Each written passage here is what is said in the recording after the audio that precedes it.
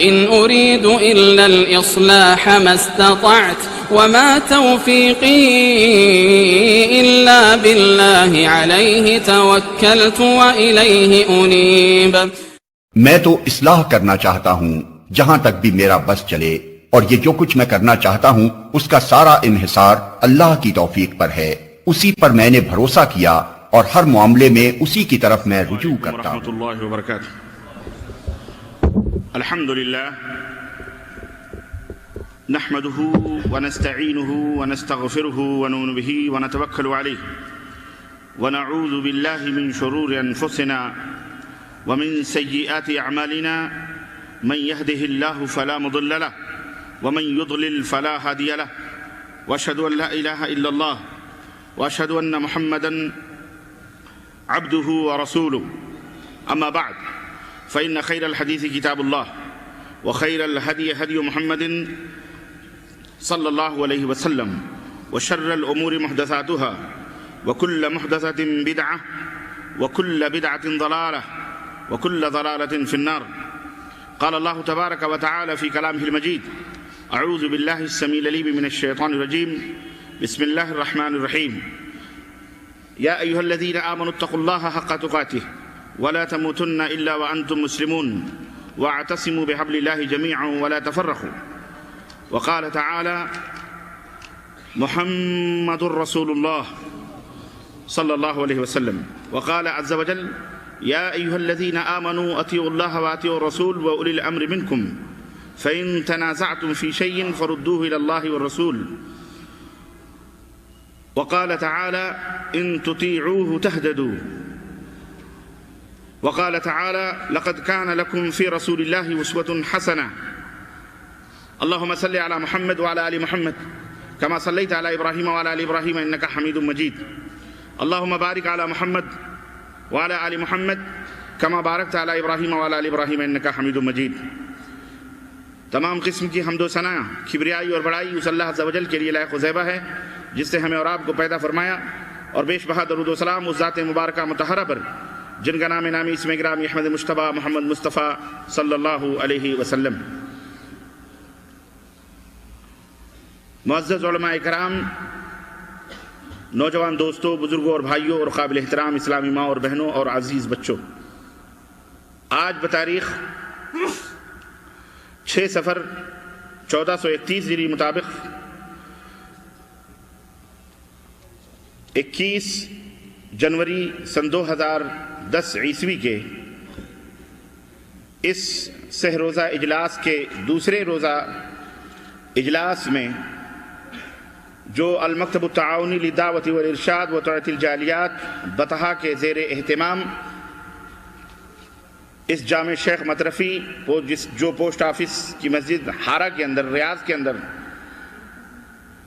اس میں جو اجلاس منعقد ہو رہا ہے، اس میں جس موضوع پر مجھے حکم دیا گیا ہے کہ میں لب کشائی کروں اور کچھ علمی باتیں آپ کی دنیا اور آخرت کی سنوارنے والی، سجانے والی باتیں، آپ کو دوزخ سے دور کر دینے والی اور جنت سے قریب کر دینے والی باتیں میں آپ کی خدمت میں رکھوں، وہ موضوع ہے نبی کریم صلی اللہ علیہ وسلم کی سنن مطہرہ کی اہمیت اور بدعات کے نقصانات. اللہ عز و جل سے دعا ہے کہ اللہ تبارک و تعالی ہم سب کی حاضری کو قبول فرمائے، اور اللہ عز و جل اپنے نبی، پیارے نبی کی سنتوں پہ عمل کرنے کی ہمیں بھرپور توفیق عطا فرمائے، اور اللہ عز و جل ہم سب کو بدعات اور خرافات اور اسی طرح سے تمام قسم کے شر و فساد سے امت مسلمہ کو، ہم سب کو اللہ محفوظ رکھے، آمین یا رب العالمین. محمد صلی اللہ علیہ وسلم کی اطاعت دین حق کی شرط اول ہے. محمد صلی اللہ علیہ وسلم کی اطاعت دین حق کی شرط اول ہے. اسی میں ہے اگر خامی تو سب کچھ نامکمل ہے، اسی میں ہے اگر خامی تو سب کچھ نامکمل ہے. محمد صلی اللہ علیہ وسلم ہیں متاع عالم ایجاد سے پیارا، محمد صلی اللہ علیہ وسلم ہیں متاع عالم ایجاد سے پیارا، پدر مادر برادر بھائی اور اولاد سے پیارا، پدر مادر برادر بھائی اور اولاد سے پیارا۔ قرآن کریم کی جن آیات مطہرہ سے میں نے اپنے آپ کو مشرف کیا ہے، ان کا ترجمہ یا ان کا مفہوم آپ حضرات کی خدمت میں رکھ رہا ہوں۔ بار الہ کا ارشاد ہے، اے لوگو جو ایمان لائے ہو اللہ سے ڈرو، تقوی اختیار کرو جیسا کہ ڈرنے کا حق ہے، اور جب تم مرو تو مسلمان ہو کے مرو، اور اللہ کی رسی کو مضبوطی کے ساتھ پکڑ لو،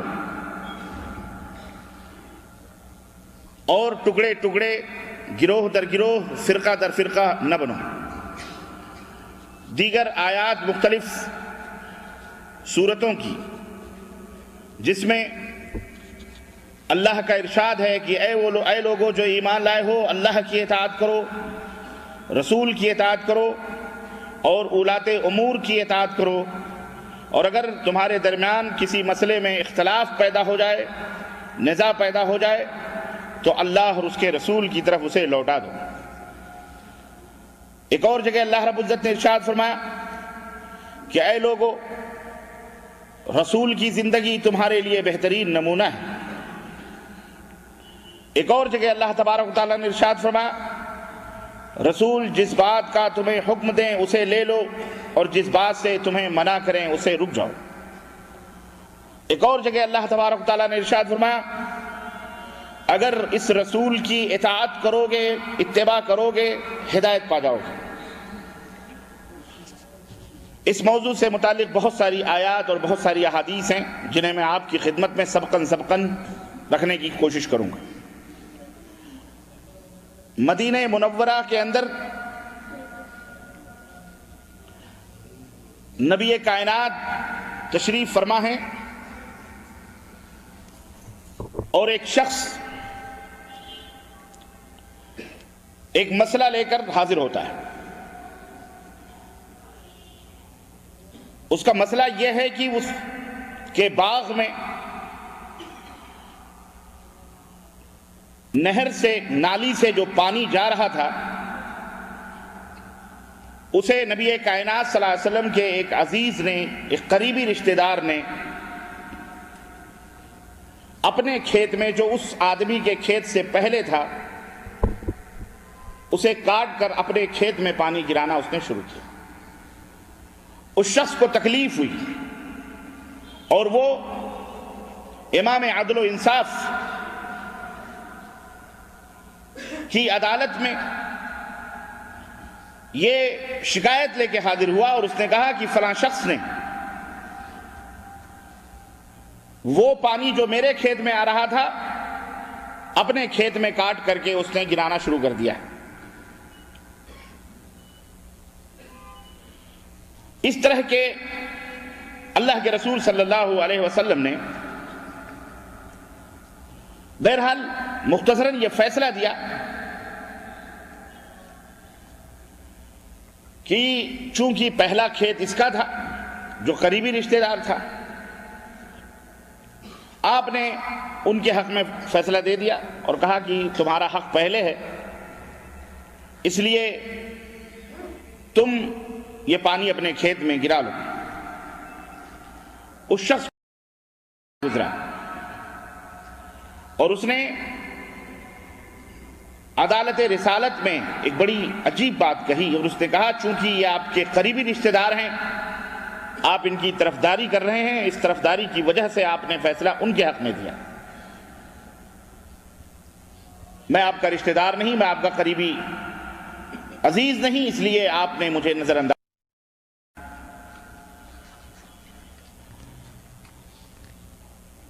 اس کا یہ کہنا تھا، فیصلے پر تنقید تھی، فیصلے کے اندر اس کے دل میں وسوسے پیدا ہوئے، عرش والے کو غیرت آئی اور آیت کریمہ نازل فرمائی اللہ رب العزت نے، دھیان سے اس آیت کریمہ کو سماعت فرمائیں اور اس کا ترجمہ، اس کے ترجمے، اس کے مفہوم پہ غور کریں۔ فَلَا وَرَبِّكَ لَا يُؤْمِنُونَ حَتَّى يُحَكِّمُوكَ فِي مَا شَجَرَ بَيْنَهُمْ ثُمَّ لَا يَجِدُوا فِي أَنفُسِهِمْ حَرَجًا مِّمَّا قَضَيْتَ وَيُسَلِّمُوا تَسْلِيمًا۔ اے میرے حبیب، آپ کے رب کی ربوبیت کی قسم ہے، وہ مومن ہو ہی نہیں سکتے جو اختلافی معاملات میں، اختلافی امور میں آپ کو جج نہ بنا لیں، حاکم نہ بنا لیں، فیصل نہ بنا لیں۔ پھر آپ جو فیصلہ کر دیں اس فیصلے کو بصر و چشم قبول نہ کر لیں، تسلیم نہ کر لیں، اور اس طرح سے تسلیم نہ کر لیں کہ ان کے سینوں میں کوئی وسوسہ، کسی قسم کا دغدغہ نہ رہے، بصر و چشم اسے قبول کر لیں، ورنہ وہ مومن ہو سکتے نہیں ہو سکتے۔ میرے عزیزوں، میرے دوستوں اور بھائیوں، کلمہ لا الہ الا اللہ کے دو اجزاء ہیں، ایک اللہ کی توحید پر قائم ہے اور ایک پیغمبر اسلام حضرت محمد الرسول اللہ صلی اللہ علیہ وسلم کی رسالت پر قائم ہے۔ محمد الرسول اللہ صلی اللہ علیہ وسلم، محمد صلی اللہ علیہ وسلم اللہ کے رسول ہیں۔ قاضی عیاض رحمہ اللہ نے اپنی کتاب الشفا کے اندر یہ بات تحریر فرمائی ہے کہ نبی کائنات صلی اللہ علیہ وسلم کے اوپر ایمان لانا اور آپ کی تصدیق کرنا ہر مسلمان کے اوپر فرض ہے، اور آپ کے اوپر ایمان لانے کا مطلب بیان فرمایا کہ اللہ کے رسول صلی اللہ علیہ وسلم پر ایمان لانے کا مطلب کیا ہے۔ فرماتے ہیں کہ اللہ کے نبی صلی اللہ علیہ وسلم نے جن باتوں کا حکم دیا ہے یا جن باتوں کی خبر دی ہے ان کی تصدیق کرنا۔ نمبر ایک، آپ صلی اللہ علیہ وسلم کو اللہ تعالی کی طرف سے نبی اور رسول بنا کر کے بھیجا گیا ہے، اس کو تسلیم کرنا، اور جو کچھ بھی آپ لے کر کے آئے ہیں اور آپ نے ارشاد فرمایا ہے وہ سب باتیں سچ ہیں، درست ہیں، صحیح ہیں، دل سے ان کو تسلیم کرنا اور زبان سے اقرار کرنا اور عمل سے اس کا اظہار کرنا، یہ ہے محمد الرسول اللہ صلی اللہ علیہ وسلم کے اوپر ایمان لانے کا مطلب۔ اگر ان باتوں میں، ان کی بات ختم ہو گئی، اگر ان باتوں میں کسی بھی ایک طرح سے آدمی کے اندر کمی جان بوجھ کر کے ہوئی ہے تو پھر اس کا ایمان درست اور صحیح نہیں ہے۔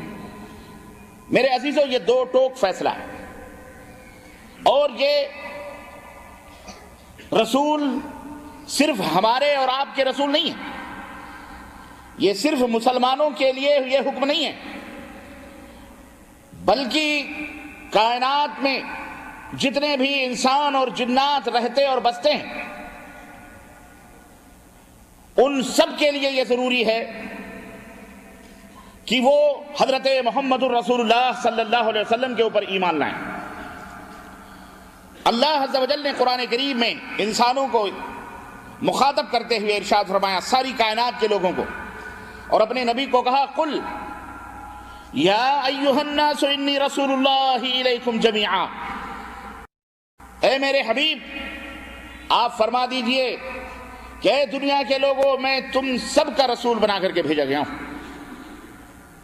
صرف اہل مکہ کا نہیں، اہل مدینہ کا نہیں، عرب کے دیش میں رہنے والوں ہی کا نہیں، بلکہ کائنات میں جہاں کہیں بھی انسان رہتے اور بستے ہیں سب کی طرف، سب کے لیے مجھے رسول بنا کر کے بھیجا گیا ہے۔ اور بھیجنے والا کون ہے؟ بھیجنے والا الذی لہ ملک السماوات والارض لا الہ الا هو یحیی ویمیت۔ اپنی طرف سے رسول بن کر کے دعویٰ کر کے وہ رسول نہیں ہے، بلکہ بھیجنے والی وہ ذات ہے جس کی ملکیت اور بادشاہت میں زمین اور آسمان ہیں، جس کے سوا کوئی معبود برحق نہیں، جس کی شان یہ ہے کہ وہی مارتا اور جلاتا ہے۔ فآمنوا باللہ ورسولہ النبی الأمی الذی یؤمن باللہ وکلماتہ واتبعوہ لعلکم تہتدون۔ پس اے کائنات کے لوگو، اس اللہ اور اس رسول کے اوپر ایمان لاؤ، اس جو نبی ہے، جو امی ہے، پڑھنا لکھنا نہیں جانتے، امی ہیں وہ، الذی یؤمن باللہ وکلماتہ، وہ خود بھی اللہ پر ایمان لاتے ہیں اور اللہ کی کلمات پر ایمان لاتے ہیں۔ واتبعوہ لعلکم تہتدون، اور اے کائنات کے لوگوں ان کی اتباع کرو ایمان لانے کے بعد، واتبعوہ ان کی اتباع کرو، ان کی پیروی کرو، لعلکم تہتدون تاکہ تم ہدایت پا جاؤ۔ آیت کریمہ واضح ہے، صاف ہے کہ اللہ کے رسول ساری کائنات کے لیے رسول بنا کر کے بھیجے گئے، اللہ کی طرف سے بھیجے گئے، اور وہ شان اور وہ عظمت اور وہ رفعت اور وہ مقام لے کر کے آئے کہ ہدایت کو، رہنمائی کو، صراط مستقیم کو، جنت کو، سب کچھ کو اللہ نے اپنے نبی کی اطاعت پر موقوف کیا ہے، فرما برداری پر موقوف کیا ہے، تو سب کچھ نامکمل ہے۔ میرے عزیزو، سنت کی اہمیت قرآن کریم کی ان آیات بینات سے واضح ہے، اللہ رب العزت کے ان فرمودات سے واضح ہے۔ اہل علم کے لیے، عقل و دانش رکھنے والوں کے لیے، اہل خرد کے لیے، ذی ہوش لوگوں کے لیے اللہ کی قسم اتنا ہی کافی ہے، زیادہ دلائل کی ضرورت نہیں۔ کیوں؟ میں کسی امتی کی شخصیت یا اس کے پیچھے چلنے کی دعوت نہ اللہ دے رہا ہے، نہ رسول دے رہے ہیں، اور نہ میں دے رہا ہوں۔ وہ شخصیت ساری کائنات میں سب سے اعلیٰ اور افضل ہے، وہ شخصیت جس کے بارے میں کسی کو کوئی اختلاف نہیں، میں ان کے پیچھے چلنے کی دعوت دے رہا ہوں، اور ان کی تمام عادتوں، ان کی تمام سنتوں، چاہے وہ قولی ہوں، چاہے وہ فعلی ہوں، چاہے وہ تقریری ہوں، تمام سنتوں کے اوپر عمل کرنے کی دعوت دے رہا ہوں۔ اس لیے اللہ رب العزت کے ان آیات بینات پر اگر میں اپنی تقریر ختم کر دوں اور اپنی بات یہیں پر بند کر دوں تو ایک عقل مند مسلمانوں، عقل مند لوگوں کے لیے کافی ہے۔ مگر افسوس اس بات کا ہے کہ شیطان نے ہمیں نہ جانے کیسے کیسے وسوسوں اور نہ جانے کیسے کیسے شبہات کے اندر ملوث کیا ہوا ہے۔ ہمیں آج امت محمدیہ صلی اللہ علیہ وسلم کو، جو رسول کا کلمہ پڑھتی ہے، ان لوگوں کو جو نبی سے محبت کرنے کا دعویٰ کرتے ہیں، ان لوگوں کو جو یہ جانتے ہیں کہ بغیر نبی کے اوپر ایمان لائے ہوئے ہماری نجات نہیں ہو سکتی، افسوس اس بات کا ہے کہ چھوٹی سے چھوٹی سنت ہو یا بڑی سے بڑی سنت ہو، اور میں نہیں سمجھتا کہ کوئی سنت چھوٹی ہوتی ہے، اسے چھوٹی کہنا میں سمجھتا ہوں ممکن ہے ہمارے اپنے دماغ میں اس کی توہین بھی ہو، سنت کوئی چھوٹی نہیں ہوتی، نبی کا کوئی عمل چھوٹا نہیں ہوتا، مختصر ہو سکتا ہے، تھوڑا ہو سکتا ہے، لیکن چھوٹا کہنا میں سمجھتا ہوں کہ یہ بھی توہین ہے۔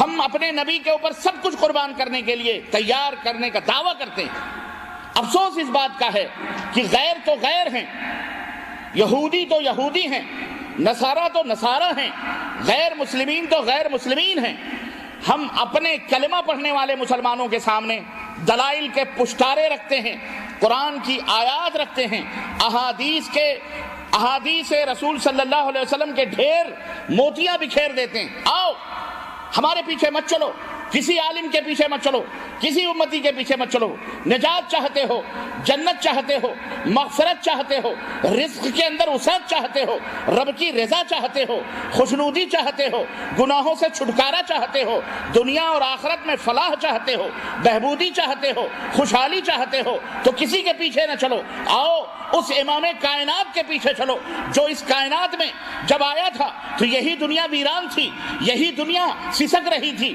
غلامی کی زنجیروں میں جکڑی ہوئی چیخ اور چلا رہی تھی۔ وہ نبی کے آنے سے پہلے شرک و بدعات کا دورہ تھا، ظلمات تھے، تاریکیاں تھیں، اندھیرا تھا، لوگ ایک دوسرے کے خون کے پیاسے تھے، لوگ ایک دوسرے کو قتل کرتے تھے، ایک دوسرے کے مال کو غبن کرتے تھے، اللہ کی توحید کا مذاق اڑایا جاتا تھا، اللہ کی توحید کے چادروں کو تار تار کیا جاتا تھا۔ ایک معبود نہیں بلکہ وہ خانہ کعبہ جسے حضرت آدم علیہ السلام نے تعمیر کیا رب کے حکم سے، اور حضرت سیدنا عیسیٰ علیہ السلام تک، حضرت محمد الرسول اللہ صلی اللہ علیہ وسلم جو آخری نبی ہیں ان تک 360 خداؤں کا مرکز، معبودان باطلہ کا مرکز بنا ہوا تھا۔ اس نبی کے آنے سے پہلے نہ جانے کس قدر یہ دنیا ظلمتوں اور تاریکیوں کے اندر ٹامک ٹوئیاں مار رہی تھی، پر اس نبی کے آنے کے بعد ساری ظلمتیں چھٹ گئیں، ساری تاریکیاں مٹ گئیں، سارے وہ خونخوار، سارے وہ درندے، سارے وہ ڈاکو، سارے وہ چور، سارے وہ بدماش، اللہ اکبر، اللہ نے وہ مقام عطا فرمایا، اس دامن رسالت سے چمٹ گئے تو رب نے، اللہ نے انہیں پوری دنیا کا مرشد اور پوری دنیا کا امام بنا دیا، انہیں پوری دنیا کے لیے آئیڈیل بنا دیا، اور اللہ نے رضوان اور رحمتوں اور برکتوں کی وہ برکھا کی کہ جو لوگ روٹیوں کے لیے ترس رہے تھے، اللہ ایک دن آیا جو کھجور کے چھلکے چاٹ رہے تھے اس دنیا کے بادشاہ بن گئے، دنیا کے اوپر عامر اور ناہی بن گئے، حکم دینے والے بن گئے۔ اللہ نے وہ رفتیں دنیا کے اندر بھی عطا فرمائیں اور آخرت کے اندر عطا فرمائیں۔ میری دعوت اس نبی کے پیچھے چلنے کے لیے ہے، اور میری آواز اسی نبی کے لیے ہے، میری پکار اسی نبی کے پیچھے چلنے کے لیے ہے کہ اے لوگوں، اگر آج بھی تم عزت چاہتے ہو، رفعت چاہتے ہو، بلندی چاہتے ہو تو اسی نبی کی اتباع اور پیروی کرو۔ کائنات میں کسی کے پیچھے چلنے سے تمہیں کوئی عزت نہیں مل سکتی، کوئی رفعت نہیں مل سکتی ہے تو امام کائنات، افضل الرسل، خاتم النبیین، سید العرب والعجم، حضرت محمد الرسول اللہ صلی اللہ علیہ وسلم کے پیچھے چلنے سے تمہیں ہر چیز کے اندر فلاح اور ہر چیز کے اندر کامیابی مل جائے گی۔ ہماری دعوت یہ ہے، ہماری دعوت یہ ہے، ہماری آواز یہ ہے، ہماری پکار یہ ہے، اور یہی اللہ رب العزت قرآن کریم کے اندر بھی کھول کر کے تفصیل کے ساتھ، تشریح کے ساتھ انہی باتوں کو پیغمبر اسلام حضرت محمد الرسول اللہ صلی اللہ علیہ وسلم نے بھی کھول کر کے واضح طور پر کہ میرے پیچھے چلو، میری اطاعت کرو، میری اتباع کرو، میرے اوپر ایمان لائے ہو تو میں جو کہہ رہا ہوں اس کو تسلیم کرو، میں جن سے منع کر رہا ہوں اس سے رک جاؤ، جہاں میں خاموش ہو جاؤں وہاں تم بھی خاموش ہو جاؤ، جہاں میں کھڑا ہو جاؤں وہاں تم بھی کھڑے ہو جاؤ، جہاں میں بیٹھ جاؤں وہیں تم بھی بیٹھ جاؤ، جو میں کرتا ہوں میرے پیچھے کرو، میری اتباع کرو، میری ٹرو کاپی کرو، میری اتباع کرو اور میرے پیچھے چلو، کامیاب ہو جاؤ۔ بتاؤ اس کے اندر کوئی لاگ لپیٹ والی بات ہے؟ آپ کے دماغوں میں، ذہنوں میں ایک بات ہوگی کہ سب لوگ یہی باتیں کہتے ہیں، سب لوگ یہی کہتے ہیں، امت کے اندر تفرقے ہوئے، امت کے اندر اختلافات ہوئے، امت کے اندر ٹکڑیاں ہوئیں، جماعتیں بنی، لوگ اپنے اپنے گروہوں کی طرف لوگوں کو دعوت دینے لگے، سب لوگ نبی صلی اللہ علیہ وسلم کا نام لیتے ہیں۔ آپ یہ مجھ سے سوال کر سکتے ہیں، آپ کون سی ایسی بات پیش کر رہے ہیں جو نہیں ہے؟ آپ کون سی ایسی دعوت دے رہے ہیں جو نہیں ہے؟ میں کہتا ہوں میرے عزیزوں، یہ کوئی نئی دعوت میں پیش نہیں کر رہا، حقیقت ہے میں کوئی نئی بات پیش نہیں کر رہا، لیکن ہماری دعوت میں اور دیگر گروہ اور دیگر جماعتوں کی دعوتوں میں جو فرق ہے بنیادی طور پر اور جوہری طور پر، منطقی طور پر، وہ بھی آپ کے سامنے میں واضح کر دینا مناسب سمجھتا ہوں، اسے بھی کھول کر کے بیان کرنا میں ضروری سمجھتا ہوں، تاکہ آپ کے دماغوں میں شیطان نے جو وسوسے ڈالے ہیں اور اس کے پنجوں میں جکڑ کر جو آپ سنت رسول کا ہم مذاق اڑاتے ہیں، مضحکہ اڑاتے ہیں، چاہے وہ بڑے ہوں یا چھوٹے ہوں، یاد رکھو ان کی سمجھ میں بھی یہ بات آ جانی چاہیے۔ کوئی بھی بنیادی فرق کیا ہے؟ دیکھو، اسلام کے اندر عقیدہ بنیادی چیز ہے، اسلام کے اندر عمل ہے بنیادی، یہ بھی عقیدے کے بعد ہے۔ اس کے بعد اسلام کے جو نظام اور قوانین ہیں وہ عائلی ہوں، سیاسی ہوں، معاشرتی ہوں، شادی بیاہ کے نظام ہوں، ملک چلانے کے نظام ہوں، جو کچھ بھی ہوں، سارے چیزیں. ہم یہ کہتے ہیں کہ اگر زبان سے آپ اقرار کرتے ہیں اور دل سے اگر آپ اس کا اظہار بھی کرتے ہیں، دل سے آپ یقین رکھتے ہیں، تو پھر عمل سے اس کا اظہار کیوں نہیں ہوتا؟ عمل سے اس کا اظہار کیوں نہیں ہوتا؟ نمبر ایک. نمبر دو، بنیادی چیز عقیدہ ہے. عقیدہ صحیح ہونا چاہیے، مضبوط ہونا چاہیے، صاف اور ستھرا ہونا چاہیے. عقیدے کے اندر کسی قسم کی کچی نہ ہو، عقیدے کے اندر کسی قسم کی گندگی نہ ہو، عقیدے کے اندر کسی قسم کی نرمی نہ ہو، ٹھوس ہو، مضبوط ہو، پختہ ہو. اب سوال یہ پیدا ہوتا ہے، یہ عقیدہ ٹھوس کیسے ہوگا، مضبوط کیسے ہوگا، صحیح کیسے ہوگا؟ لا محالہ آپ کے دماغوں میں وہی بات آئے گی کہ جو عقیدہ حضرت محمد الرسول اللہ صلی اللہ علیہ وسلم نے بتلایا ہے وہی عقیدہ ٹھوس ہے، وہی عقیدہ مضبوط ہے، اور انہی کی بات سب سے پختہ ہے. پوری انسانیت کو یہ دعوت دی جا رہی ہے کہ تم جو بھی عقیدہ رکھ رہے ہو، اللہ کے بارے میں، رسول کے بارے میں، قرآن کے بارے میں، آخرت کے بارے میں، تقدیر کے بارے میں، کتاب کے بارے میں، رسولوں کے بارے میں، جو بھی عقیدے سے متعلق چیزیں، ان تمام چیزوں کو اللہ اور اس کے رسول کی باتوں پر پیش کرو، قرآن اور حدیث پر پیش کرو. اگر قرآن اور حدیث عقیدہ ملتا ہے تو لے لو، نہیں ملتا ہے تو چھوڑ دو. واللہ بالکل سیدھی سی بات ہے، کوئی بہت بڑی بات نہیں. اب آپ سوچتے ہوں گے کہ جناب علی ٹھیک ہے، یہاں پر بھی لوگ گھپلے کرتے ہیں، پیش نہیں کرتے. ہم کہتے ہیں پیش کرو. وہ عقیدہ نہ رکھو جو عقیدہ کسی امتی نے بیان کیا ہے.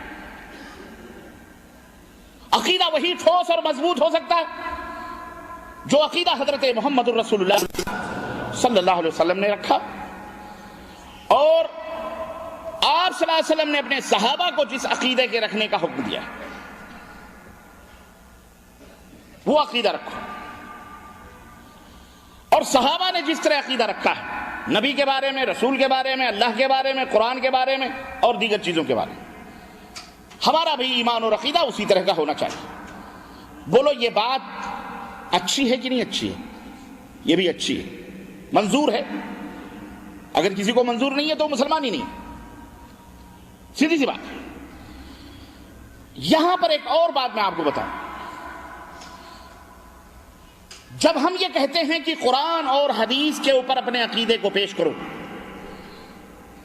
اور قرآن اور حدیث میں جو باتیں ہیں، جس طرح کا عقیدہ بیان کیا گیا ہے، اس طرح کے عقیدے کو اپناؤ، اس طرح کے اعمال کو اپناؤ، اس طرح کے اخلاق کو اپناؤ، اس طرح کی سیاست کو اپناؤ، اس طرح معاشرت کو اپناؤ، اس طرح اپنی پوری زندگی کو نبی کریم صلی اللہ علیہ وسلم کی سنت کا مجموعہ بناؤ.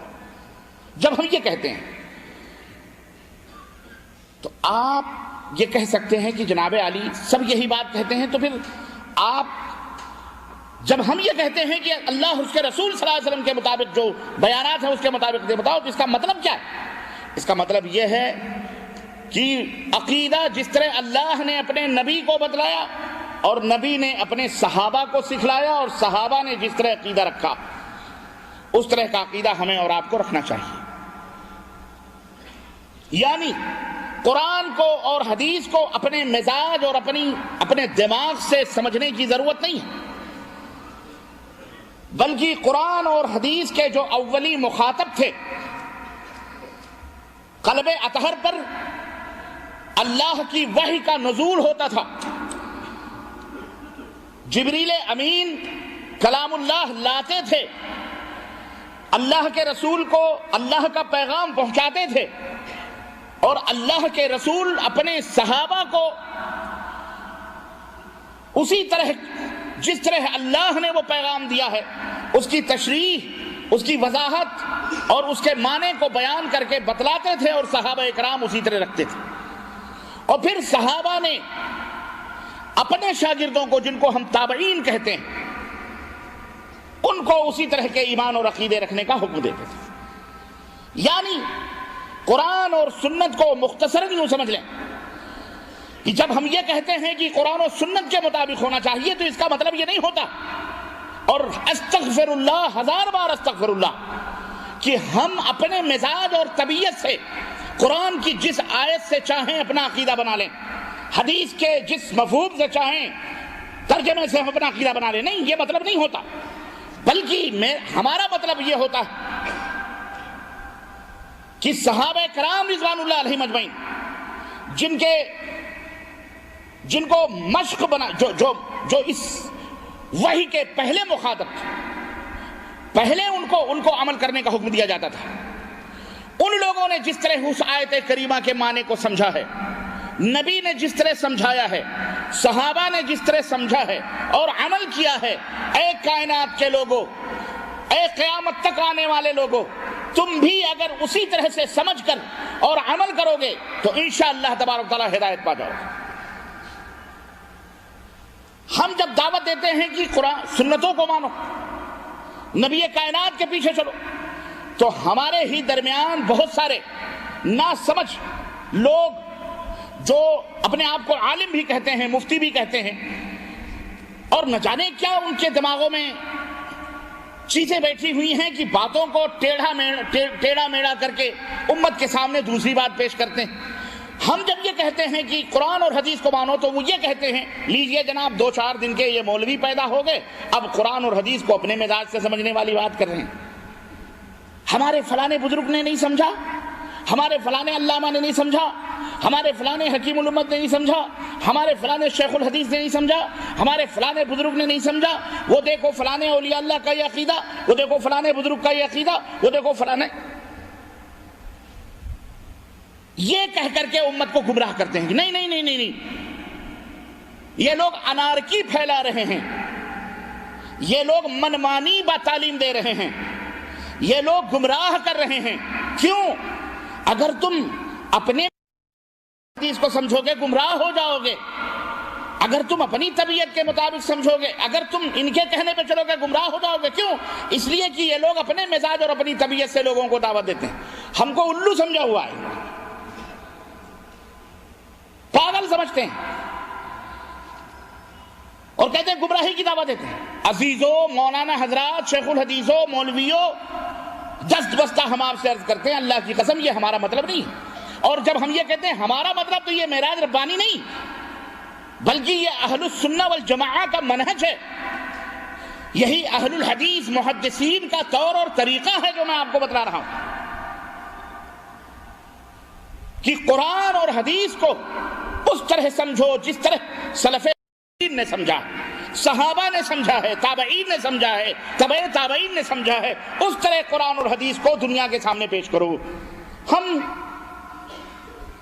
تھوڑا سا علم رکھنے والے ہماری بساط نہیں ہے کہ ہم قرآن سے مسائل کو استخراج کریں، استنباط کریں، ہمارے پاس اتنا علم نہیں ہے کہ ہم حدیث کو اپنے مزاج سے سمجھیں یا ہم اس سے عقیدہ اخذ کریں۔ استغفر اللہ، ہم اس کو حرام سمجھتے ہیں۔ ہماری دعوت یہ ہے کہ اس طرح سمجھو جس طرح صحابہ کرام نے سمجھا، جس طرح نبی کائنات نے اپنے صحابہ کو سمجھایا۔ عقیدے کا مسئلہ ہے، مثال کے طور پر میں آپ کو چھوٹی سی ایک مثال دوں۔ اختلاف کیسے پیدا ہوتا ہے اور کیوں پیدا ہوتا ہے؟ ہم کسی کی نیت پر شک نہیں کر رہے، لیکن صرف نیت درست ہو تو کام مکمل نہیں ہوتا۔ نیت کی درستگی کے ساتھ ساتھ طریقہ بھی درست ہونا چاہیے۔ آپ کی نیت ہے، آپ کی نیت آپ کے ابا جان کا احترام اور اکرام ہے، لیکن آپ ان کے سر پہ ڈنڈا مارے تو اس کو عزت و احترام تو نہیں کہا جائے۔ آپ کی نیت یہ ہے، دل میں ہے کہ میں اپنے ابا اماں کا احترام کرتا ہوں، پیاسے مر رہے ہیں، انہیں ایک گلاس پانی آپ نہیں دے رہے ہیں تو اس کو احترام نہیں کہا جائے گا،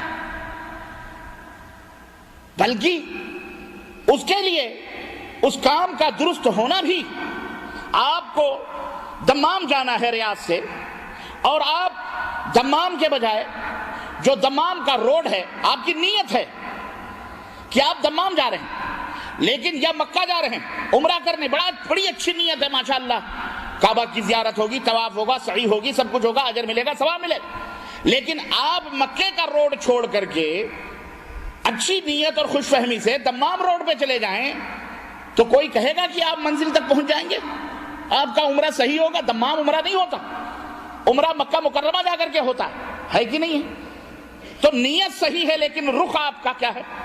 غلط ہے، طریقہ جانے کا وہاں تک غلط ہے، اس لیے آپ کبھی کامیاب نہیں ہو سکتے۔ میرے عزیزو، اللہ کے واسطے تقریریں روز روز نہیں ہوتی، زیادہ تنبیہات نہ ہمارے ماں باپ اپنی اولاد کو انہوں نے کیا کہ بار بار ان کو ٹوکیں، بار بار ان کو، ماں اور باپ ایک دفعہ سمجھاتے ہیں، 2 دفعہ سمجھاتے ہیں، 3 دفعہ سمجھاتے ہیں، بچہ مانتا ہے نہیں، تماشے پڑتے ہیں، اس کے باوجود بھی نہیں مانتا تو آنکھ کر دیتے ہیں، نکل جائے، یہ خبیث ہماری اہل کا ہے ہی نہیں۔ موت اور زندگی کا کوئی بھروسہ نہیں ہے، کب کون اللہ کو پیارا ہو جائے، اور نہ کوئی کسی کی قبر میں جائے گا، یہ بات واضح طور پر، نہ ماں جائیں گی، نہ باپ جائے گا، نہ بیٹا، نہ بھائی، نہ بہن، نہ بیوی، نہ بچے، نہ مولوی، نہ مولانا، نہ شیخ الحدیث، نہ علامہ، نہ فلانا، کوئی بھی نہیں جائے گا کسی کی قبر میں، یہ بات واضح طور پر یاد رکھو۔ اللہ فرماتا ہے ہمارے پاس تنہا ہم نے تم کو بھیجا ہے، تنہا آؤ گے اور ایک ایک آدمی کو میرے سامنے کھڑے ہو کر کے میرے سوالوں کا جواب دینا پڑے گا۔ رب کے سامنے جب کھڑے ہو گے تو پیچھے پیر آ کر کے تمہارے پرچے نہیں حل کرے گا۔ جب تم ایگزام ہال میں بیٹھو گے تو وہاں پیر نہیں آئے گا تمہارے لیے جواب دینے کے لیے، یاد رکھو۔ نہ کوئی مولوی آئے گا، نہ کوئی شیخ الحدیث آئے گا، نہ کوئی طبیب، نہ کوئی حکیم، نہ کوئی ڈاکٹر، نہ علامہ، نہ فلانا، نہ غوث، نہ قطب، نہ ابدال۔ بات سمجھ میں آ رہی کہ نہیں آ رہی؟ بلکہ آپ نے جیسا کیا ہے اللہ کے سامنے کھڑے ہو کر کے اس کا جواب دینا پڑے گا، اور قبر میں بھی پہلی منزل جو ہے وہاں بھی کوئی نہیں آئے گا جواب دینے کے لیے، یاد رکھو۔ کیا آئے گا کوئی؟ یاروں نے بتلائے ہیں، بھائیوں نے، آتے ہیں۔ آپ کہہ رہے ہو نہیں آتے، وہ کہتے ہیں آتے ہیں، یہ بھی ایک عقیدہ ہے، اور پوچھو یہ عقیدہ کیسا ہے تو کہیں گے تو وہابی ہے، تیری سمجھ میں یہ بات نہیں آئے گی۔ وہابیوں کو رسول اللہ نظر نہیں آتے کیونکہ ان کے دل میں عشق ہی نہیں ہے، محبت ہی نہیں ہے، اور جو سنتوں کو سر سے لے کر پاؤں تک ٹھکرائے ہوئے ہیں انہیں بڑی محبت ہے۔ چند ظاہری شکل و صورت بنا کر تم اللہ کو خوش نہیں کر سکتے۔ ان اللہ لا ينظر الى صورکم بل ينظر الى قلوبکم واموالکم بل ينظر لا ينظر الى صورکم ولا الى اموالکم بل ينظر الى قلوبکم واعمالکم۔ اللہ کے حبیب نے فرمایا اللہ تمہاری شکل و صورتوں کو پہلے نہیں دیکھتا، نہ ہی تمہارے مال و دولت کو دیکھتا ہے، بلکہ اللہ تمہارے دل کو سب سے پہلے دیکھتا ہے، اور اس کے بعد تمہارے اعمال کی باری ہے۔ پگڑ باندھ کر، داڑھیاں لمبی کر کے، ہاتھوں میں تسبیح لے کر آدمی مسلمان نہیں بنتا۔ ہمارے ہاں پنجاب میں سکھ بہت لوگ ہیں پگڑ باندھے ہوئے، لمبی لمبی داڑھیاں، مسلمانوں سے زیادہ لمبی ان کے ہاں تو بال ہی کاٹنا حرام ہے، ممنوع ہے، پورے جسم میں کہیں رونگٹا بھی نہیں توڑ سکتے۔ وہ غلط ہے، کیوں؟ اس لیے کہ اس کا رخ صحیح نہیں ہے۔ اس لیے اے مسلمانوں، کسی کے جبے قبے امامے دستار اور تسبیحات اور عصا اور داڑھی موچ پر کبھی دھوکہ نہ کھاؤ، یہ ہم واضح طور پر بیان کر دے رہے ہیں۔ بلکہ سب سے پہلے ایمان اور عقیدے کی جو نبی کائنات نے تفتیش اور حکم دیا ہے، سب سے پہلے اس کو دیکھا جائے گا۔ آج کے دور میں اس کی بہت ضرورت ہے، ورنہ گمراہ ہو جاؤ گے، پٹو گے۔ تو اللہ تبارک و تعالی، جیسا کہ میں نے بتلایا، یاروں نے بتایا ہوا ہے کہ وہاں بھی آتے ہیں، جواب دیتے ہیں، منکر نکیر دیکھ کے بھاگ بھی جاتے ہیں۔ وَلَعْنَةُ اللَّهِ عَلَى الْكَاذِبِينَ، اور یہ حقیقی واقعہ ہے جو میں نے کئی کیسٹوں میں میرے بیان بھی، اللہ جھوٹوں کے اوپر لعنت ہے۔ بھیجے اور اللہ لعنت ہو جھوٹوں کے اوپر جو جھوٹ بولے۔ اس لیے میں عرض کر دے رہا ہوں کہ جو بھی زندگی کے اوقات میسر آ رہے ہیں اور آپ آئے ہیں ذوق اور شوق سے سننے کے لیے، ہمارے مولوی حضرات بھی ہوں گے، دارالعلوموں سے، جامعات سے، بڑے بڑے یونیورسٹیوں سے فارغین بھی ہوں گے، میں ان سب کو دعوت دوں گا اور اپنے ان بیچارے بھولے بھالے بھائیوں کو بھی دعوت دوں گا جنہیں دنیا سے فرصت ہی نہیں ملتی دین سمجھنے کے لیے یا دین کی باتوں کے اوپر چلنے کے لیے، چلتے ہیں لیکن بس ایک کی دم پکڑی ہوئی ہے، جہاں وہ جا رہے ہیں وہ اعلی حضرت وہیں وہ بھی جا رہے ہیں۔ ایسا نہیں ہونا چاہیے۔ ایک کی پکڑو مگر وہ ایک کون ہو؟ وہ ایک وہ ہو جسے اللہ نے ایک بنا کر کے بھیجا ہے، تنے تنہا۔ لقد کان لکم فی رسول اللہ اسوۃ حسنہ۔ خیر، عرض کرنے کا مطلب یہ ہے اختلاف کہاں ہوتا ہے سنتوں میں۔ میں نے پہلے بتایا اہل السنہ والحدیث کا یہ منہج ہے۔ منہج منس یہ وے ہے، طریقہ ہے، راستہ ہے کہ قرآن اور حدیث کو اس طرح سمجھو جس طرح اللہ نے ایک شخص جو ہے پیشاب کے چھینٹوں سے نہیں بچتا تھا اور دوسرا شخص چغلیاں کھاتا تھا، غیبتیں کرتا تھا، چغلی ایک دوسرے میں لگاتا تھا، ان دونوں کے اوپر اس کی وجہ سے عذاب ہو رہا ہے، ان دونوں کے اوپر اس کی وجہ سے عذاب ہو رہا ہے۔ اے میرے صحابہ، جاؤ کھجور کی ٹہنی لے آؤ۔ صحابہ گئے، کھجور کی ٹہنی، ترک کھجور کی ٹہنی کاٹ کے لائے۔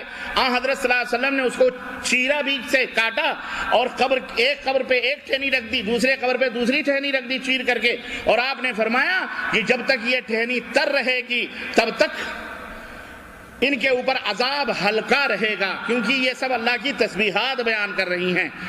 یہ دلیل ہے ہماری خواجہ معین الدین چشتی اجمیری کے مزار پر ٹرک بھر پھول چڑھانے کے لیے، گلبرگہ کے بندہ نواز کے قبر پر پھول چڑھانے کے لیے، داتا گنج حجویری کی قبر پر پھول چڑھانے کے لیے، گلی سڑک نگر بستی بستی اولیاء صالحین کا نام لے لے کر کے جتنے بھی قبر مزار بنے ہیں سب کو کیوڑے اور عطر سے دھلنے کے لیے یہ دلیل ہے، کیونکہ حدیث میں موجود ہے۔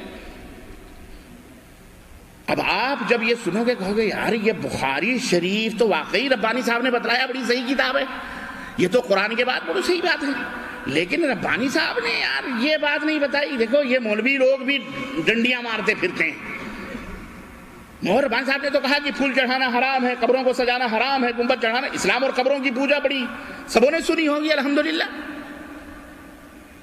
یہ حرام ہے وہ حرام ہے، یہ شرک ہے وہ شرک ہے، تو ربانی صاحب بھی بڑے دعوے کے ساتھ بولتے ہیں جھوٹ نہیں بولتا، میں یہ نہیں کرتا، لوگوں حدیث سنو، لوگوں یہ تو جھوٹ بول رہے ہیں۔ واقعی آپ کے دماغ میں یہ بات آئے گی، اگر آپ کو ہوش نہیں ہوگا تو آئے گی، اگر ہوش ہوگا تو آپ یہ جب فارمولہ آپ کے دماغ میں ہوگا منہج، تو آپ سمجھو گے، سوچنے پہ مجبور ہوگے، کہو گے نہیں یار یہ جھوٹا تو ہے، یہ مولوی صحیح نہیں ہو سکتا، ضرور کہیں نہ کہیں ہماری سمجھ میں ٹھیک ہے نہ آوے، لیکن یہ ضرور کہیں نہ کہیں ڈنڈی مارتا ہے، کیونکہ یہ لوگ بغیر ڈنڈی مارے ان کا دین ہی صحیح نہیں ہو سکتا۔ یہ ہے حدیث صحیح بخاری کی۔ آپ کہیں گے واقعی صحیح بخاری میں تو ہے، اللہ کے نبی نے جب کھجور کی ٹہنیاں چڑھائیں، جواز مل گیا تو خلاص ٹرک کے پھول چڑھاؤ، ہے تو حدیث میں، اللہ کے نبی نے چڑھائی، اس لیے ہم بھی خواجہ معین الدین چشتی کے مزار پہ پھول چڑھاتے ہیں، داتا گنج حجویری کے مزار پہ پھول چڑھاتے ہیں، پاک بٹن کے اوپر پھول چڑھاتے ہیں، پتیاں چڑھاتے ہیں، سب کرتے ہیں، حدیث میں ہے اس لیے ہم بھی کرتے ہیں۔ یہ نتیجہ ہے کس بات کا معلوم ہے؟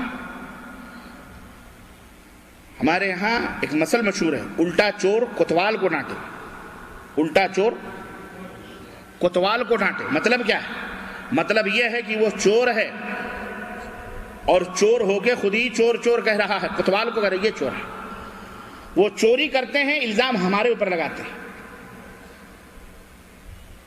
ہم نے کہا اب سمجھو اس بات کو، یہ ہے اختلاف کی جڑ، اس کو سمجھ لو اچھی طرح سے۔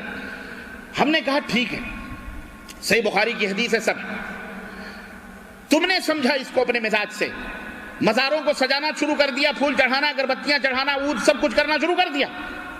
یہ بتاؤ یارو، تم تو مقلد ہو، بڑا تقلید کا دم بھرتے ہو. میں صحابہ کو ابو بکر کی تقلید نہیں کرتے, عمر کی تقلید نہیں کرتے, عثمان کی تقلید نہیں کرتے, تابعین کی تقلید نہیں کرتے. چلو اماموں کی بات آتی ہے, ہم زیادہ دور نہ جائیں. نبی نے یہ کام کیا ہے بے شک, لیکن یہ بتاؤ یہ حدیث پاک جو آج سمجھ کر آپ مزاروں پر پھول چڑھا رہے ہیں, اس حدیث پاک کو ابو بکر رضی اللہ تعالی عنہ نے نہیں سمجھا تھا؟ میں آپ کو منہج بتا رہا ہوں, منہج. اس حدیث کو حضرت عمر فاروق اعظم نے نہیں سمجھا. اس حدیث کو فاطمۃ الزہرا نے, حضرت علی نے, عثمان غنی نے, عائشہ نے نہیں سمجھا رضوان اللہ علیہم اجمعین. آخر نبی کائنات کی وفات کے بعد خلافت ابو بکر رضی اللہ عنہ کے ہاتھ میں آئی. آپ حضرت ابو بکر رضی اللہ تعالی عنہ نے کتنے مرتبہ نبی صلی اللہ علیہ وسلم کے مزار پہ پھول چڑھایا حضرت ابو بکر نے, حضرت عمر نے حضرت ابو بکر کی قبر پر پھول چڑھایا ہے, حضرت عمر کی قبر پر حضرت عثمان نے پھول چڑھایا, حضرت عثمان کی قبر پر حضرت علی نے پھول چڑھایا.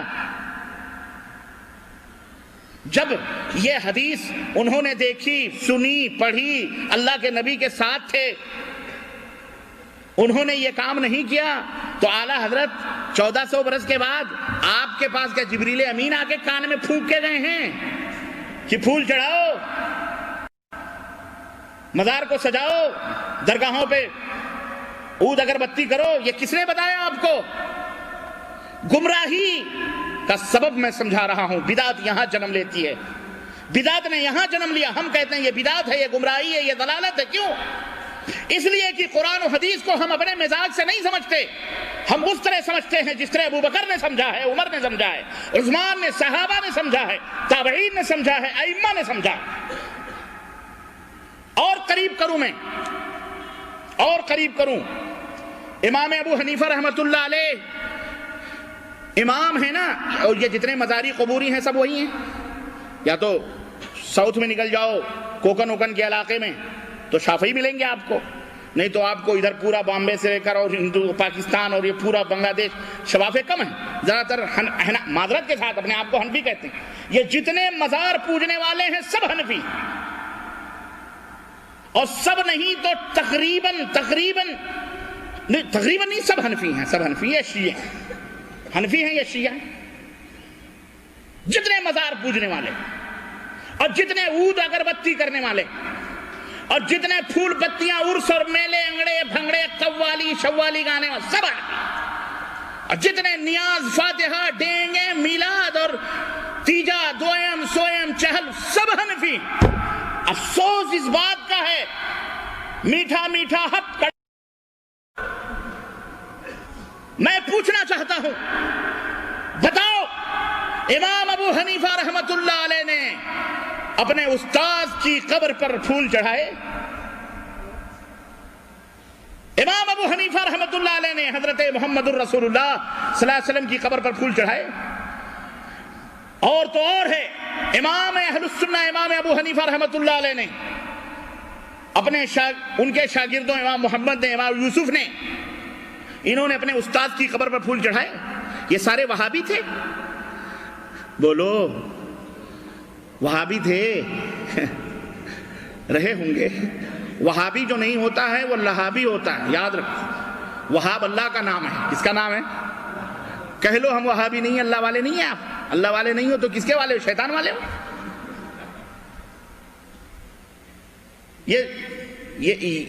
یہ میرا مزاج نہیں ہے, یہ میں نے آپ کو صرف ایسے کہہ دیا, ورنہ یہ سب چیزیں کہنے کے لیے بہت ہے, کہنے کی ضرورت نہیں ہے.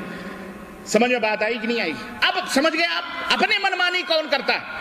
تیجا امام ابو حنیفہ نے کیا, میں ابو بکر, عمر, عثمان غنی رضوان اللہ, صحابہ, تابعین کو میں ابھی سائیڈ میں کرتا ہوں.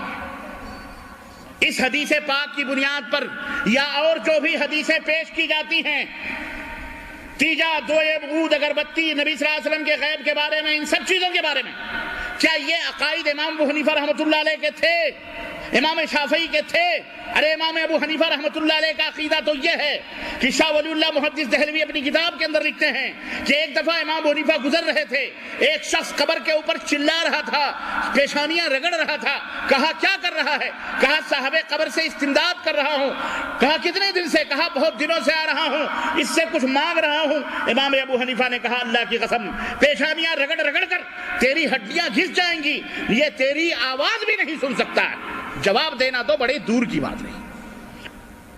امام ابو حنیفہ رحمۃ اللہ علیہ کا عقیدہ ہے کہ مردے نہیں سنتے ہیں, جو یہ عقیدہ رکھے وہ کافر ہے. میں نہیں کہتا, میں نے کہا میں نے کبھی اپنے ڈنڈے سے نہیں مارا, میرا ڈنڈا قرآن ہے اور حدیث ہے. میں مریض کو اسی سے چت کرنے کی کوشش کرتا ہوں. نہیں سمجھ میں بات آئی؟ تکلیف نہیں ہونی چاہیے. حقائق ہیں یہ. نبی کی سنتوں کی اہمیت ہماری نظروں میں گھٹ گئی, اور امتیوں کے طور طریقے لے کے ہم, بندر کو ہلدی مل گئی تو پنساری بن بیٹھا ہوا, اور جو بیچارہ پنساری ہے اس کو فقیر بنا دیا گیا. یہ فقیر ہے؟ اے لوگو, امام کائنات کے دامن کو پکڑو, نبی رحمت صلی اللہ علیہ وسلم سے چمٹو, اپنے ایمان اور عقیدے کو نبی کائنات صلی اللہ علیہ وسلم کی طرح بناؤ. جاؤ کسی مولوی سے پوچھو کہ آج جو کچھ بھی ہو رہا ہے نبی نے تو نہیں کیا, صحابہ نے تو نہیں کیا, تابعین نے تو نہیں کیا, بتاؤ ائمہ رحمہم اللہ نے کیا ہے تو بھی ایک دلیل دے دو, ایک ثبوت دے دو, ایک ثبوت کہ امام ابو حنیفہ رحمۃ اللہ علیہ نے مزاروں پر قبے بنوائے, امام ابو حنیفہ نے مراقبے کیے, امام ابو حنیفہ نے مزاروں پر چادریں چڑھائیں, اگربتیاں سلوائیں, سوئم دوئم کیے, بھنگڑے قوالیاں گوائیں. امام ابو حنیفہ کا یہ عقیدہ تھا. جاؤ بتاؤ کہ اللہ کے نبی کے پاس پہنچ کر سلام کرو تو اللہ کے نبی سنتے ہیں, جواب دیتے ہیں, قبر پھاڑ کر ہاتھ نکال کر مسافے بھی کرتے ہیں. یہ تھا امام ابو حنیفہ کا عقیدہ. یہ سارے اپنے آپ کو, معذرت کے ساتھ میرے حنفی بھائیوں, معذرت کے ساتھ, یہ جرم ہے, یہ غلطی ہے, اس کو تسلیم کرو, اس کو مانو, ورنہ لات مارو ان عقیدوں کو, چھوڑ دو ان عقیدوں کو. کیوں؟ یہ عقیدے کتاب و سنت کے عقیدے نہیں ہیں, یہ باطل ہیں, باطل ہیں, باطل ہیں, یہ جھوٹ ہیں, یہ تمہیں جہنم میں لے جانے والے ہیں. باورچی دیگ کے پورے چاول کو نہیں ٹٹولتا. ایک دو چاول میری مائیں بہن ڈال کر یا چمچ سے نکال کر دیکھتی ہیں, ایک دو چاول پک گئے, خلاص فیصلہ کر لیتی ہیں کہ پوری ہنڈی پک گئی. ایک شخص اگر تمہارے محلے کا چوری میں پکڑا گیا یا کسی کی بہو بیٹیوں پہ غلط نظر اٹھاتے ہوئے دیکھا گیا, آئندہ تم اسے اپنے دروازے پر بیٹھنا کیا, گزرے تو شک کی نظروں سے دیکھو.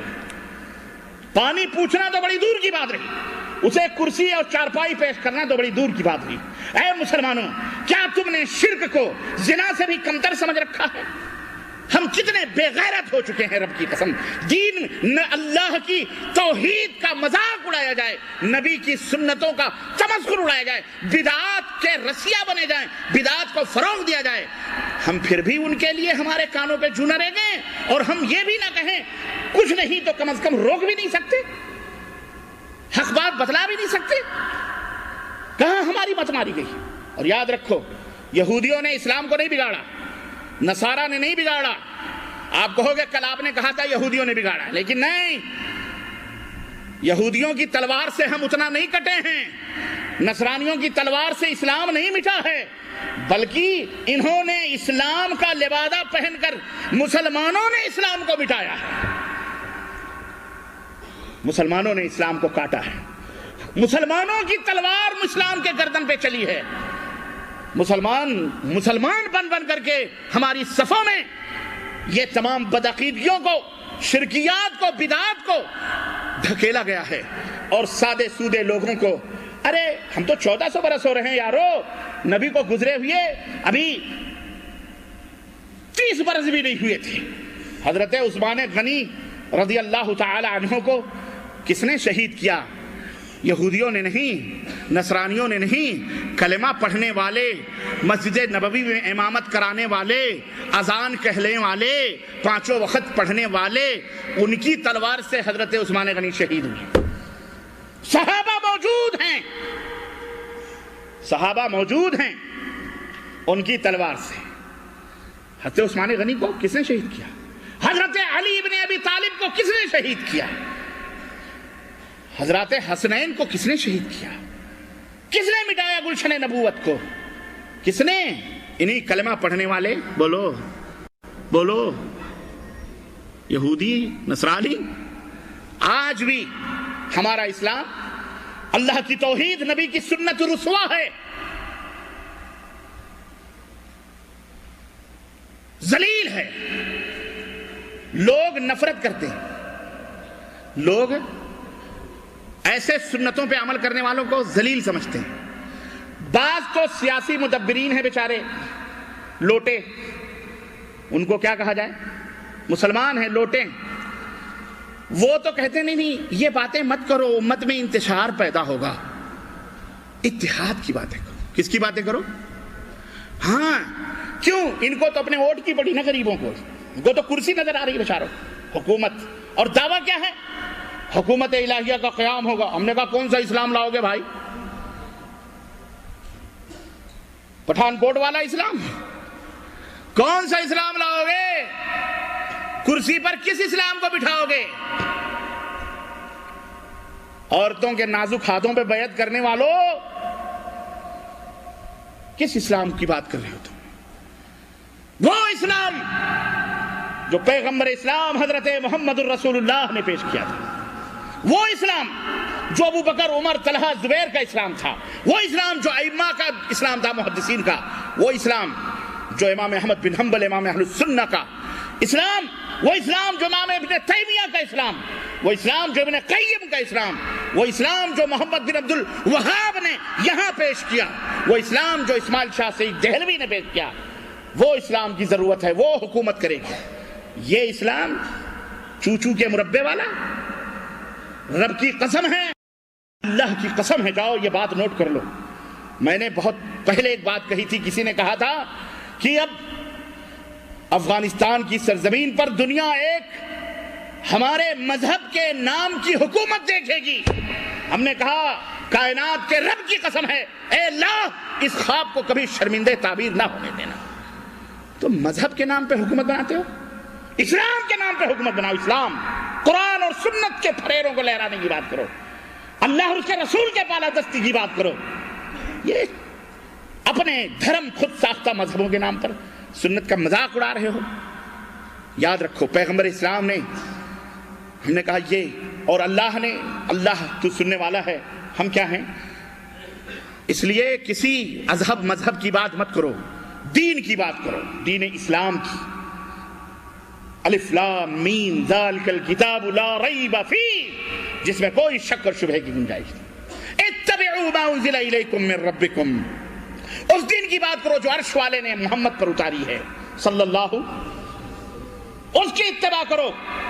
وہ دین جس کے بارے میں رب نے فرمایا قل ان کنتم تحبون اللہ فاتبعونی، میرے نبی کے پیچھے چلو اگر اللہ سے محبت کا دعویٰ ہے.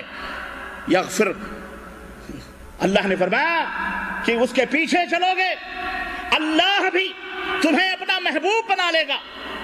یحببکم اللہ، اللہ کے محبوب بن جاؤ اور اللہ تمہارے تمام گناہوں کو معاف فرما دے گا. واللہ غفور الرحیم، اور اللہ بخشنے والا، رحم کرنے والا. کیا مشکل ہے نبی کے پیچھے چلنے سے؟ کیا مشکل ہو رہی ہے بتاؤ؟ کیوں دغدغے ہیں؟ کیوں وسوسے ہیں؟ آج دنیا ایک ولیج بن چکی ہے. ٹیلی فون اٹھاؤ، فیکس اٹھاؤ، کتابیں موجود ہیں، تحقیق کرو. اتنی فرصت جنت میں جانے کے لیے دعائیں کرتے ہو، روتے ہو، چلاتے ہو. جو شوق ہے، جذبہ ہے، تو صرف رونے دھونے سے جنت نہیں ملے گی. اس کے لیے محنت کرو. حفت الجنت بالمکارہ، جنت کو پریشانیوں سے گھیر دیا گیا ہے. ایسے نہیں باپ کا حلوہ ہے کہ باپ نے کمایا، دادے کا مال باپ کا فاتحہ کرو. یہ دنیا ہے، یہاں چل جائے گا. وہاں یہ ہیلے بہانے نہیں چلیں گے. وہاں رب کا دربار ہے، رب کی عدالت ہے. نہیں سمجھ میں بات آئی تو میرے بھائیوں سمجھ گئے کہ نہیں سمجھ گئے؟ منہج سمجھ گئے کتاب و سنت سمجھنے کا؟ تو میں عرض یہ کر رہا تھا، ایک چوری کرنے والا، زنا کرنے والا اگر گزرے تو اسے تم چارپائی نہیں پیش کر دو، سلام چھوڑ دو گے اس سے. اگر مشہور ہو جائے وہ، تو یہ شرک اور بدعت کرنے والوں کو تم سمجھاؤ کم از کم. یہ بیچارے بولتے ہیں سمجھتے نہیں کرتے، ان کو سمجھاؤ بھی تو ان کو غصہ آتا ہے. غصہ نہیں آنا چاہیے، غصہ نہ کرو. غصہ کرو گے غصہ حرام ہے. شیطان تمہیں غصہ دلائے دے. ایک اپنے مذہب کی بات، اللہ کی قسم ہے میں حضرت محمد الرسول اللہ کے دین کی بات کروں، رب کی قسم ہے میں زندہ ہوں. 3 سال میں نے ریاض میں گزارے ہیں. یہ کوئی نئی شکل و صورت نہیں. علماء موجود ہیں آپ کے ریاض میں بھی موجود ہیں الحمدللہ. غلغلہ. اور ایک بات اور سناؤں میں آپ کو، یہ اللہ کا فضل ہے اور خوشخبری ہے الحمدللہ ثم الحمدللہ کہ اب شرک و بدعت کی یہ ظلمتیں اور یہ تاریکیاں اپنے بستروں کو سمیٹ رہی ہیں اور توحید و سنت کے کرنے چاروں طرف بکھرتی چلی جا رہی ہیں الحمدللہ. یاد رکھو یہ خوشخبری ہے. جسی وجہ سے باطل کے ایوانوں میں ہلچل مچی ہے. مولویوں کی نیند حرام ہے، اللہ کی قسم حرام ہے. قتل کی بات کرتے ہیں، مارنے کی بات کرتے ہیں. ہم نے کہا پچھلے دفعہ مہینے میں انڈیا میں تھا، کسی نے کہا مار ڈالیں گے. ایک صاحب نے کہا شیخ پریشان کیوں ہو؟ تو ایک ہی جان ہے، یا اللہ لے یا بندے لے، کیوں ڈرتے ہو؟ ہم نے کہا بہت صحیح بات ہے. کس بات کا ڈر؟ ابے اللہ نہیں چاہے گا تو کوئی مار سکتا ہے؟ شرورہ میں بم رکھ دیا گیا اسٹیج کے پاس، یہ تو اللہ کا فضل ہوا، میرے پہنچنے سے پہلے ہی پھٹ گیا. کیا ہے یہ؟ کیا ناٹک کر رہے ہو؟ باہو اللہ اس کے رسول کی مان. عقیدہ تمہارا، میں عقیدے کے تصفیہ کی بات کر رہا ہوں، اعمال کا درجہ بعد میں. اور سنو، 2 ہی پانی ہیں، 2 ہی سمندر اور 2 ہی دریا ہیں جن سے عقیدے اور عمل صاف اور ستھرے ہوں گے. ایک عرش والے رحمان کا قرآن ہے اور ایک مدینے والے کا فرمان ہے. بس یہی 2 چشمے ہیں جس سے عقیدے کو صاف کرو. پہلے عقیدہ صحیح کرو، پھر عقیدے کے بعد نماز صحیح کرو. نماز جیسا اللہ کے نبی نے پڑھی ہے اس طرح پڑھو. اماں ابا جیسے پڑھتے ہیں اگر وہ نبی کے سنت کے مطابق ہے تو ٹھیک ہے، نہیں ہے تو ورحالنگ کرو. جیسے سال بھر میں فحص کراتے ہو گاڑیوں کو، جب اسٹیکر ملتا ہے کیوں کہیں کوئی گڑبڑی ہوگی، تو ایسے ہی حدیث میں جیسا اللہ کے نبی نے پڑھی ہے اس طرح پڑھو، کسی کا بتایا ہوا طریقہ نہیں. محمد الرسول اللہ صلی اللہ علیہ وسلم. تمام ائمہ رحمہ اللہ اہل سنہ یہی تھے. میرے عزیزو، بدعات یہ اسلام کے اندر مردود ہے. من احدث فی امرنا ما ھذا ما لیس منہ فہو رد. میں تفصیلات میں نہیں جانا چاہ رہا، کیوں؟ وقت نہیں ہے. منہج میں نے آپ کو بتلا دیا. توحید و سنت یہ جنت کی ضمانت ہے اور شرک و بدعت یہ جہنم کی ضمانت ہے. اس لیے شرک و بدعت چھوڑو. ہر وہ کام جو تقرب اللہ کے لیے ثواب کی نیت سے کیا جائے اسے کیا کہا جائے گا؟ بدعت. یاد رکھو اس کو. ورنہ ہمارے ہاں ایک مفتی صاحب مر گئے، فقیہ ملت کے نام سے یاد تھے، ہمارے استاد تھے. حمام میں بھی ٹوپی لگائے بغیر نہیں جاتے تھے. اور آج بھی بہت سارے لوگوں کو مسئلے بتائے جاتے ہیں. ہمیں ایک صاحب بتانے کے شیخ میں اپنے گاؤں گیا، حمام گیا تو میرے سر پہ ایک آدمی نے ٹوپی رکھ لی. ہم نے کہا ان کو شیطان نے ٹوپیاں ہی پہنائی ہوئی ہیں بس، اور کیا ہے. یہ ٹوپی پہن کر چائنا بھی کہہ رہا ہے چل بیٹا، ہم تو ہیں نا سپلائی کرنے والے علم گلم. مجھے صاحب نے بتایا کہ شیخ پہلے ایک کیلکولیٹر آیا تھا، وہ ٹک ٹک ٹک ٹک ٹک ٹک والا تسبیح کی وجہ وہ کیلکولیٹر. ابھی تو ایک ایسا کیلکولیٹر بڑا مطلب وہ لیٹسٹ، وہ کیا بولتے ہیں لیٹسٹ آیا. اچھا اس کی کیا خوبی انہوں نے بتلائی پتہ نہیں، کہنے لگے وہ ایسا آیا ہے کہ وہ پتہ نہیں اس میں کچھ آواز آتی ہے اور میوزک جیسی آواز آتی ہے. ہم نے کہا یہ تو بہت اچھی بات ہے، پھر تو آم کے آم گٹھلیوں کے دام، مزے بھی لو. پڑھیے نماز تو وضو گنگو جمن سے ہو، راضی رہے خدا تو برہمن کو غم نہ ہو. ایک پتھر سے 2 شکار ہو رہے ہیں، کیونکہ بھئی یہ حال آتا ہے. یہ وجد میوزک ضروری ہے نا. میوزک زین العابدین صاحب 26ویں پیڑھی یا 25ویں پیڑھی کے خواجہ معین الدین چشتی اجمیری کے خاندان کے دیوان ہیں، خواجہ غریب نواز کے درگاہ کے.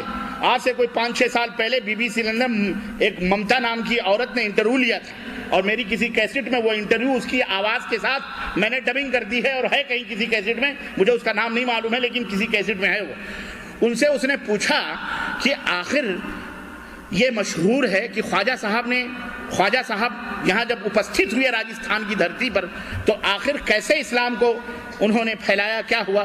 تو وہ کہتا ہے جب خواجہ صاحب آئے تو یہاں بہت سارے سادھوؤں کے مندر، ہاں نہیں اس نے سوال کیا کہ اسلام دھرم میں تو میوزک اور یہ ڈھول اور تاجے یہ بجانے گجانے یہ تو جائز نہیں ہے، تو پھر یہ آپ کے مزار پر خواجہ صاحب کے یہ کیوں گانے بجانے ہوتے ہیں اور کیوں یہاں قوالیوں کے ٹولیاں آپ نے کبھی دیکھا ہے؟ ہم تو گئے بھی ہیں جناب عالی، ایک ٹولی جاتی ہے، دوسری آتی ہے، تین چار ٹولیاں بیٹھی رہتی ہیں، وہ نذرانے عقیدت پیش کرنے جاتے ہیں۔ اور ٹرینوں میں تو باقاعدے اللہ کی قسم بتلا رہا ہوں، اللہ کے گھر میں ہمارے محلے میں ایک رہتا تھا، عبد الباری نام تھا اس کا، وہ بیچارہ وہ تھا بیچ والا تھا، بیچ والا تھا، نہیں سمجھے بیچ والا؟ ہاں سمجھے، ماشاءاللہ سمجھدار لوگ، بیچ والا تھا، عید بقرعید کی نماز بھی پڑھتا تھا وہ، اور وہ پورا اس کا پوری ٹولی تھی پیچھے، وہ رہتا تھا۔ بہرحال ایک دفعہ ایسی تھا تو ہم نے پوچھا اس کے، میں نے کہا باری بھائی یار یہ آپ لوگ بڑا اہتمام کر رہے ہو رجب کے مہینے میں، بولے خواجہ صاحب کے یہاں جانا ہے۔ تو ہم نے کہا بھائی خواجہ صاحب کے یہاں سے تم سے کیا نسبت بھائی؟ نہیں تم لوگ یار وہ گا بجا کر کے اپنا مانگنے کھانے والے غلط کام کرتے، پتہ نہیں اللہ بہتر جانے، تم کو او بولے بھیا آپ کو نہیں معلوم؟ میں بولا نہیں، کیا بات ہے؟ کہا خواجہ صاحب ہماری برادری کے تو تھے، اللہ کی قسم بتلا، اور آپ جا کے دیکھو، کہتا اس نے بتلایا ہمارا عالمی اجتماع ہوتا ہے، خواجہ صاحب کے مزار پر سالانہ اجتماع ہوتا ہے، اگر وہاں ہماری برادری کا کوئی نہ پہنچا ہم اسے اپنی برادری سے باہر کر دیتے ہیں، اور گورنمنٹ بھی مجبور ہے ان کو پہنچانے کے لیے، کیونکہ وہ ٹکٹ لیتے نہیں، وہ ٹی ٹی پوچھتا ہے تو پوچھتے ہیں عورت کا ڈبہ ادھر ہے، مرد کا ڈبہ ادھر ہے، ہمارا ڈبہ کدھر ہے؟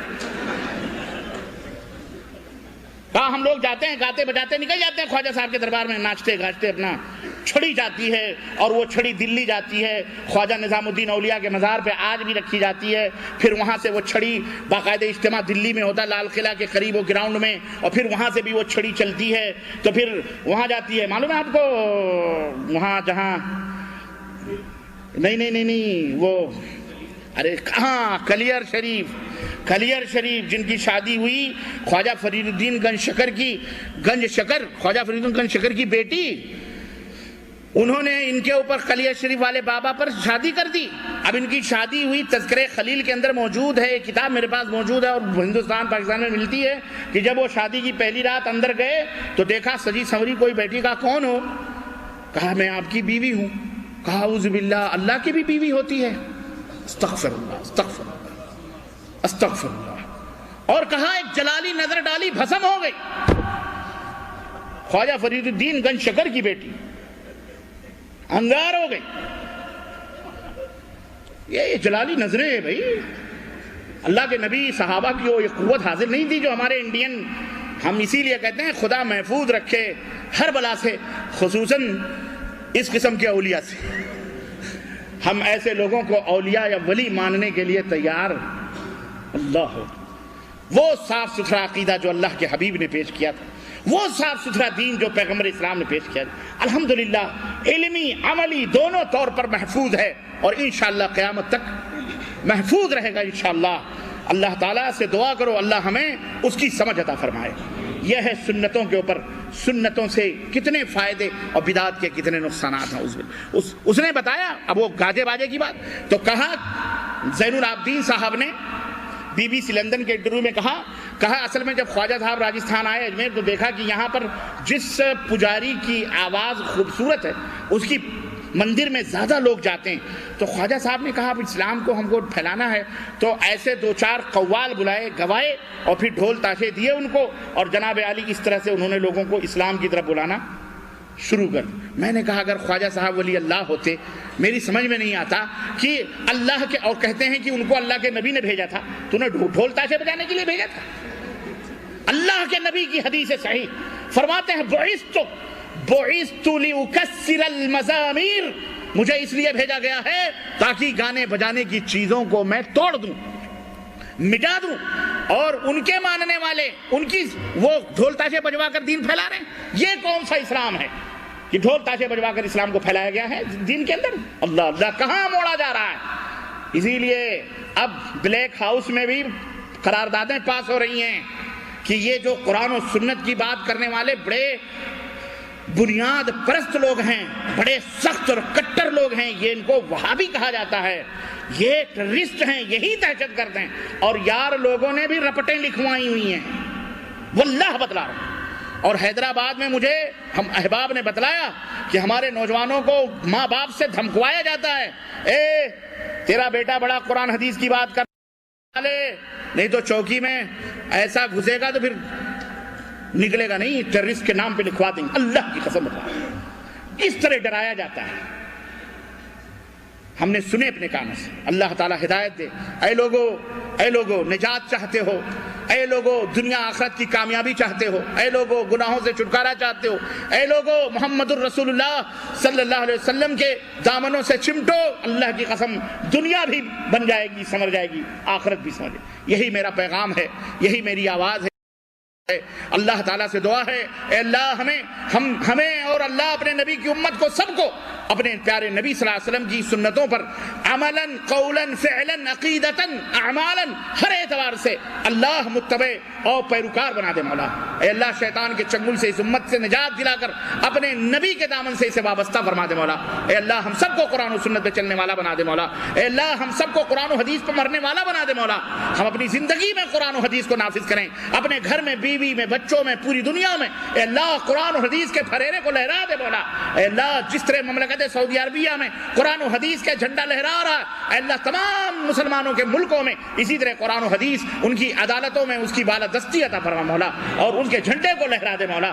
تمام مسلمانوں کو اپنے نبی سے سچی اور حقیقی، قولی، عملی، فعلی ہر اعتبار سے محبت کرنے کی توفیق عطا فرما مولا۔ اے اللہ ہم سے جو گناہ ہو رہے ہیں، جو نقص ہیں، جو کمی ہے، اللہ انہیں معاف فرما، لیکن ہم تیرے نبی کی سنتوں پہ عمل کرنے کی کوشش کرتے ہیں، ہم جد و جہد کرتے ہیں، ان میں کمی ہو جاتی ہے اور تقصیر ہو جاتی ہے، اللہ تو معاف کرنے والا ہے، لیکن ہم انکار نہیں کرتے نبی کی سنت کا، نبی کی سنت سے تحقیر نہیں کرتے، نبی کی سنت کی توہین نہیں کرتے، نبی کی احادیث کا احترام کرتے ہوئے اس کے اوپر عمل کرنے کی کوشش کرتے ہیں۔ اے اللہ ہم سب کو عمل کرنے والا بنا دے مولا۔ اے اللہ ہم سب کے دلوں میں اپنے نبی کی محبت ڈال دے مولا، اور مسلمانوں میں اتفاق و اتحاد بنا مولا۔ ہماری ماں بہنوں کو بھی حجاب پردہ کرنے کی توفیق عطا فرما، اور جتنے بھی بدعات اور شرکیات ہیں اے بار الہ ان سب سے امت مسلمہ کو نجات عطا فرما مولا۔ آمین یا رب العالمین۔ وصلی اللہ علی نبینا محمد وعلی آلہ وصحبہ اجمعین۔